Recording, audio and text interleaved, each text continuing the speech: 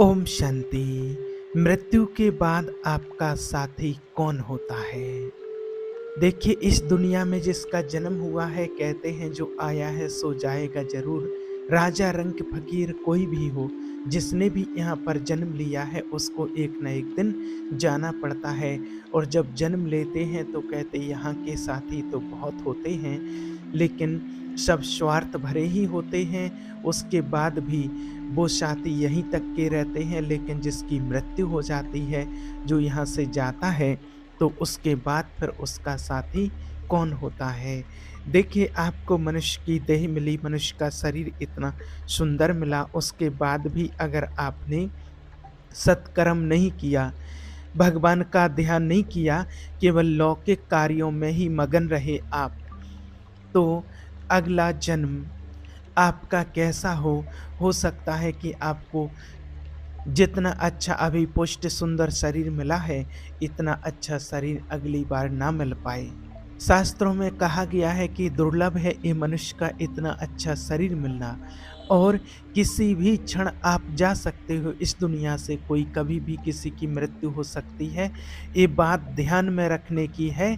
फांसी वाले को तो एक नियमित समय होता है कि आपको कल 12 बजे फांसी दी जाएगी, लेकिन अपने को 12 मिनट का भी विश्वास नहीं है कि 12 मिनट में ही हमारा काम हो सकता है, हमारी आयु पूरी हो सकती है।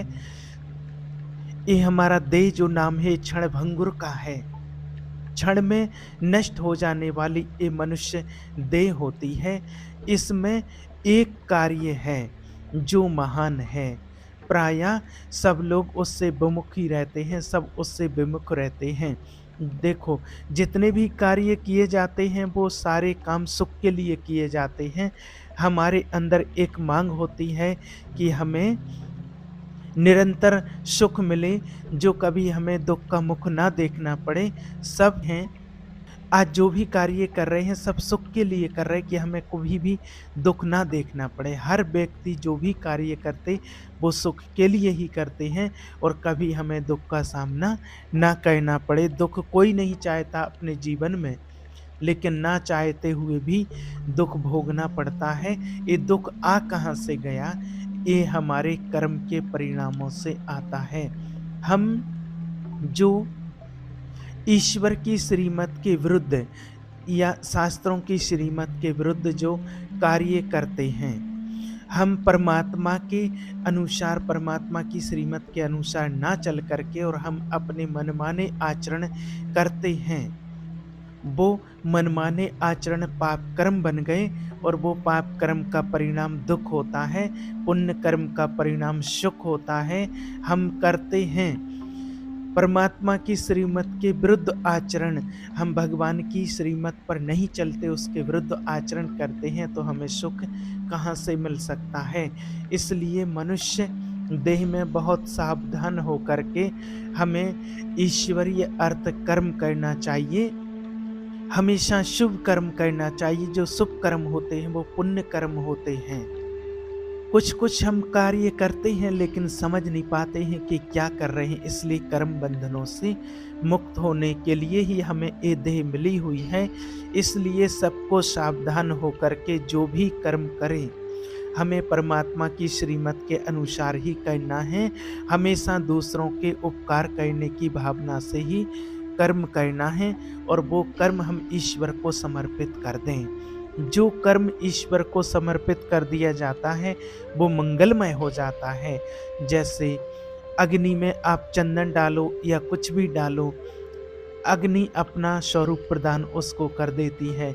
इसी प्रकार संपूर्ण सृष्टि 3 गुणों से बनी हुई है, सतोगुण, रजोगुण और तमोगुण। ये तीनों गुणों के परिपाक से ही हमारे कर्म होते हैं।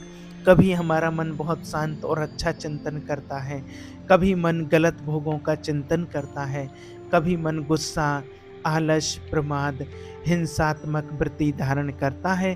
तो ये 3 गुणों का प्रभाव होता है। सतोगुण शांत, रजोगुण भोग विलासिता, तमोगुण निद्रा, आलस, हिंसा की वृत्ति, द्वेष की वृत्ति। इन तीनों गुणों को जो परास्त कर दे वो ईश्वर को प्राप्त कर लेता है। अब होता क्या है कि हमारी बुद्धि इधर आध्यात्मिक की तरफ तो आते ही नहीं है। हमारी बुद्धि में तो ये बात रहती है कि मैं तो पढ़ लिख करके बड़ा अधिकारी बन गया हूँ, या जो भी सर्विस कर रहा हूँ तो अपनी मेहनत से कमा खा रहा हूँ, इसमें भगवान की क्या ज़रूरत होती है। आज दुनिया में लोग ऐसा सोचते हैं, जब मैं अपनी मेहनत से कमा रहा हूँ तो इसमें भगवान के भजन की प्रार्थना की क्या ज़रूरत है। यही समाधान हमें करना होता है कि हम यहाँ आए हुए हैं, ये हमारा घर नहीं है, ये हमारा कोई स्थायी ठिकाना नहीं है। ना पहले हमारा कोई स्थायी ठिकाना था और ना आगे हमारा कोई परमानेंट ठिकाना है। और हमें जो यहाँ पर जो संबंध मिले हुए हैं, पत्नी पुत्र परिवार, ये जो मिला हुआ है, ये हमें अपने कर्मों से मिले हुए हैं। और ये समझो कि ये भगवान की संतान, जैसे मैं परमात्मा की संतान, ये भी परमात्मा की संतान, ये आत्माएं हैं।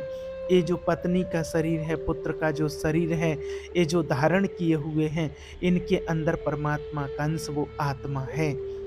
ये नहीं समझते हैं और हम अज्ञान की अवधारणा में हम उस आत्मा को ना पहचान कर मायामय संबंध स्वीकार करके आसक्त हो जाते हैं कि ये मेरी पत्नी, मेरा पुत्र है, मेरा घर है, मेरा मकान है, ये मेरा परिवार है। और इसी आसक्ति के पोषण में पूरा जीवन निकल जाता है।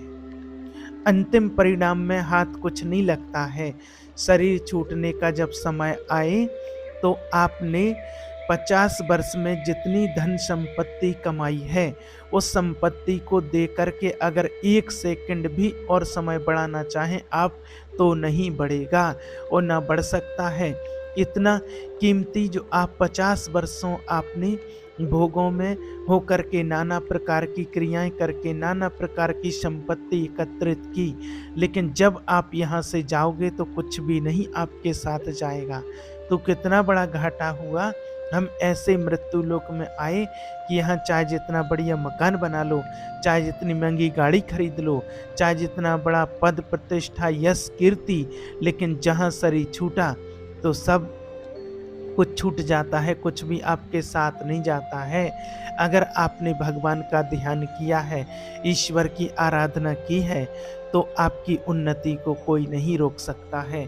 फिर शरीर छूटना एक ट्रांसफ़र के जैसा होता है, जैसे सरकारी आदमी को एक जगह से हटाया गया और दूसरी जगह पहुंचाया जाता है, लेकिन उसकी सेवा में कोई कमी नहीं होती है। वही गाड़ी बंगला, वही व्यवस्था उसकी होती है। ऐसे ही हम जब भगवान को याद करते हुए, भगवान का भजन करते हुए जब हम शरीर छोड़ते हैं तो हमें उत्तम शरीर मिलेगा, विवेकवान शरीर हमें मिलेगा। फिर हम आगे जा कर के हम कोई ना कोई अच्छी सेवारत, हमें ऐसी सेवा मिलेगी जिससे परोपकार बन जाएगा। और पूर्व भजन की वृत्ति होने के कारण इस जन्म में हमारा इतना पुण्य बनेगा कि हम ईश्वर को फिर से प्राप्त कर लेंगे, भगवान को प्राप्त कर लेंगे। यही हमारे मानव देव की सार्थकता है। अगर हम भूल कर गए, भगवान का ध्यान नहीं किए, नाम जप नहीं किए, ये बड़ी आश्चर्य की बात है। जब किसी से पूछते हैं कि आप भगवान का ध्यान करते हैं, नाम जप करते हैं, आप भगवान का भजन करते हैं, और जब उत्तर मिलता है कि नहीं, तो लगता है कि कितना हम असावधान हैं। किसी भी समय हमारा सब कुछ छूट सकता है। और जो हमारा जैसे पार्थिव होता है, रास्ते का खर्चा जो होता है, जैसे हमको अगर विदेश जाना हो और वहाँ हमारा कोई परिचय ना हो, हमारे पास ना हो, हमारे पास पैसा ना हो, और हमको इस देश से निकाल ही दिया जाएगा, फिर बोलो कैसी हमारी स्थिति होगी। ऐसे ही मृत्यु लोक में आप एक निश्चित समय के लिए आए हो, 80 वर्ष, 100 वर्ष, 120, ज़्यादा से ज़्यादा, बस इसके ज़्यादा नहीं होता है। आपको एक ना एक दिन यहाँ से जाना ही है। और ये सत्य है कि यहाँ से आप एक सुई, एक माचिस की काड़ी भी नहीं ले जा सकते। और ये सत्य है कि ईश्वर का नाम ही आपको यहाँ से जाने के बाद, आपने जो पुण्य कमाया है, जो भगवान को ध्यान किया है, भगवान का नाम स्मरण किया है, वही नाम आपको सुख प्रदान करेगा। यहाँ तो सुख प्रदान करेगा ही, यहाँ के जाने के बाद, जैसे आपको पता है कि हमने बहुत समय निकाल कर के भगवान का ध्यान किया, मेडिटेशन किया है, परमात्मा को याद किया, नाम जप किया, तो वो पुण्य आपका जो बना है, तो वो ही पुण्य कर्म आपको अगले जन्म में अच्छी जगह भेजा जाएगा और दिव्य सुख सुविधाएँ भोग करके आपको बहुत अच्छा उत्तम शरीर आपको मिलेगा। इसलिए आप चूक मत कीजिए। जैसे बने वैसे आप भगवान का जो नाम आपको प्रिय लगे, जब भी आपको समय मिलता है तो थोड़ा समय निकाल कर के परमात्मा का स्मरण, परमात्मा का ध्यान आप ज़रूर कीजिए, क्योंकि हमारे इस मनुष्य जीवन की यही संपत्ति है। और जिसने भगवान का ध्यान नहीं किया है, कई बार कुछ लोगों ने ऐसा भी प्रश्न किया है कि हमारे पास कोई कमी नहीं है, ईश्वर ने सब कुछ दिया है, लेकिन मुझे एक भय लगता है, मुझे डर लग रहा है कि मेरी मृत्यु हो जाएगी तो मेरा सब कुछ छूट जाएगा। इस डर से कैसे बचें? ऐसे भी लोग पूछते हैं। मेरी प्रिय पत्नी छूट जाएगी, मेरे पुत्र छूट जाएँगे, मकान छूट जाएगा, पद छूट जाएगा। हमने कई इनाम प्राप्त किए हैं। वो सरकारी ऑफिसर जैसे कोई रहते हैं, तो वो कहते कि मुझे बहुत भय लगता है कि मैं वृद्ध हूँ, अब मेरी आगे की जो गति है वो मृत्यु होगी, तो मुझे मृत्यु से बहुत डर लग रहा है। मृत्यु से इसलिए डर लगता कि सब कुछ छूट जाएगा। इसका आपके पास कोई उत्तर है? तो वास्तव में अगर आपको इतना स्मृति रहती है तो सोचिए कि अपना कोई जब यहाँ नहीं है तो अपना फिर है कौन? इसका पता जब चलता है कि सिर्फ एक ईश्वर, और ईश्वर की जो शरण में हो गया वो एकदम निर्भय हो जाता है। और जो निर्भय है वो निर्भय, निश्चिंत, निशोक, निर्विकार, ये स्थिति उसकी हो जाती है। उसे किसी प्रकार का कोई भय नहीं होता है, कैसी भी परिस्थिति हो। भगवान को याद करने वाले के जो भगवान की शरण में होता है, उसके अंदर कोई किसी प्रकार का भय नहीं होता है। कैसी भी परिस्थिति हो, भगवान की आराधना करने वाले को कभी कोई शोक नहीं होता। कैसी भी परिस्थिति आ जाए कभी चिंता नहीं होती, क्योंकि उसे पता है कि मेरे साथ भगवान हैं।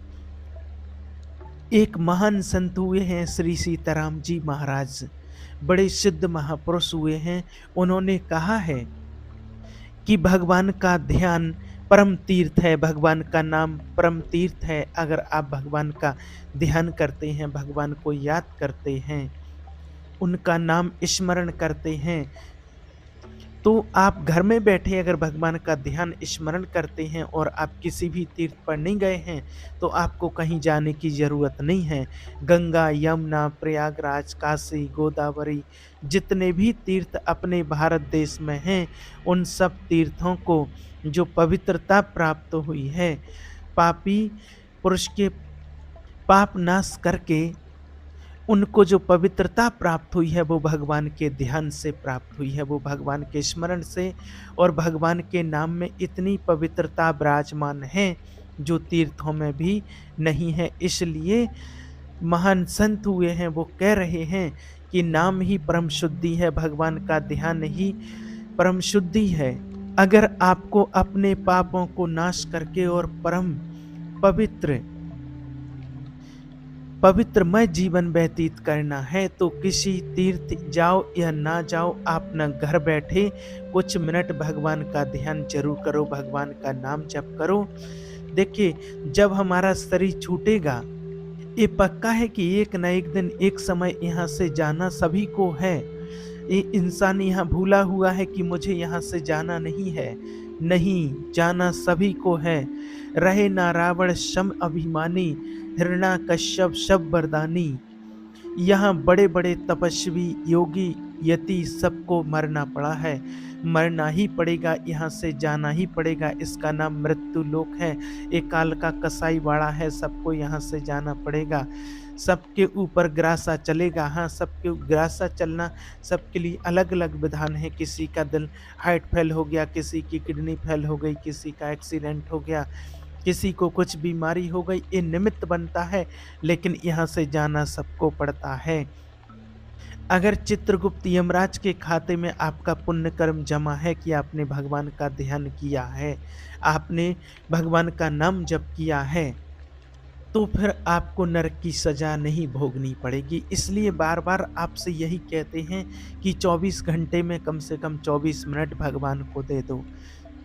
ये जीवन तो ईश्वर की सेवा के लिए प्राप्त हुआ है, लेकिन आप पूरा जीवन ना दे पाएँ, तो 24 घंटे में से मात्र 24 मिनट तो भगवान के लिए देना चाहिए। प्रातःकालीन ब्रह्म मुहूर्त में उठ कर के अपनी दिनचर्या स्नान आदि करके शांति एकांत में बैठ कर के कम से कम 24 मिनट तो भगवान का स्मरण कर लीजिए। किसी भी तीर्थ आपको जाने की ज़रूरत नहीं है। हर तीर्थ में जो तीर्थ तत्व है वो भगवान के नाम में है, भगवान के ध्यान में है। आप भगवान का ध्यान रोज ब्रह्म मुहूर्त में उठ करके एकांत में करते हैं, परमात्मा का स्मरण नाम जप करते हैं, तो आपको कहीं भी तीर्थों पर जाने की आवश्यकता नहीं है। अगर आप नहीं जा सकते हैं तो सारे पुण्य आपको घर बैठे प्राप्त हो जाएंगे, अगर आप भगवान का ध्यान करते हैं तो। भगवान का ध्यान ही परम तपस्या है। जो आप भगवान का ध्यान करते हैं, मन लगा करके करो। दुनिया में आज क्या होता है, लोग 3 घंटे की मूवी देखते हैं, फ़िल्म देखते हैं, तो 3 घंटे में 3 मिनट के लिए भी आपका मन यहाँ-वहाँ नहीं दौड़ेगा। और आप 3 मिनट नाम भगवान का ध्यान, नाम जप करना शुरू कर दो, भगवान का ध्यान करना शुरू कर दो, और 3 मिनट में ही आपका मन इधर-उधर भागने लगेगा, संसार में भागने लगेगा। यदि संसार को मन से खींच करके भगवान के नाम में आप लगाते हैं, तो ये सबसे बड़ी तपस्या है। सबसे बड़ी तपस्या है मन को संसार से खींच करके भगवान के परम ध्यान में लगाना। भगवान के ध्यान में अपार सामर्थ होती है। अगर आप किसी भूले हुए मनुष्य को, किसी आत्मा को प्रेरणा देते हैं कि आप 2 मिनट ही 5 मिनट ही भगवान का स्मरण किया करो, भगवान का ध्यान किया करो, और वो अगर भगवान का ध्यान करने लगा तो उसका मंगल तो होगा ही जो भगवान का ध्यान कर रहा है, लेकिन जिसने उसको प्रेरणा की है, ये सबसे बड़ा दान है। ये भगवान को भूला हुआ जीव जो माया में आसक्त है, उसे कुछ मिनट भगवान का ध्यान करने की प्रेरणा दे दें, उसका स्वभाव बदल जाए, उसका स्वभाव बदल जाए, भगवान का ध्यान करने लगे, भगवान का नाम जप करने लगे। इससे बड़ा कोई मंगलमय कार्य, इससे बड़ा कोई दान पुण्य दुनिया में नहीं है। आप ज़रूरी नहीं है कि स्नान करें, आप सुबह-सुबह स्नान नहीं कर सकते ब्रह्म मुहूर्त में। अगर आप फ्रेश होने के लिए नहीं जाते तो आपको स्नान करने की ज़रूरत नहीं है, और आप सुबह ही उठ कर के और ब्रह्म मुहूर्त में अपने हाथ-पैर धो कर के एकांत में बैठ कर के सोफ़ा, कुर्सी, छत आदि जहाँ आपको बैठना है बैठ कर के आप भगवान का ध्यान कर सकते हैं। और अगर आप ऐसा करते हैं तो आपकी आत्मा परम पवित्र हो जाएगी, अंदर से भी और बाहर से भी आप परम पवित्र हो जाएंगे। अगर आप अपना परम मंगल चाहते हैं तो भगवान का ध्यान तुम्हारा परम धर्म है।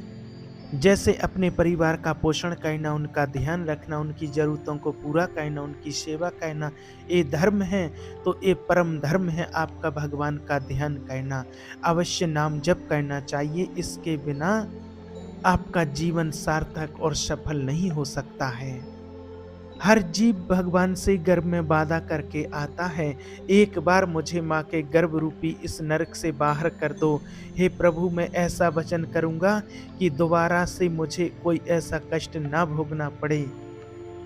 लेकिन जैसे होता है कि आकाश से निर्मल जल की बूंद इस भूमि पर गिरती है और भूमि पर पड़ते ही गंदा हो जाता है, ऐसे ही जैसे ही जीव वो आत्मा माँ के गर्भ से जैसे ही बाहर निकला, उसका ज्ञान नष्ट हो गया। कहाँ वो रोने लगा, और वो घर वाले आनंद मनाने लगते हैं कि बच्चा हुआ।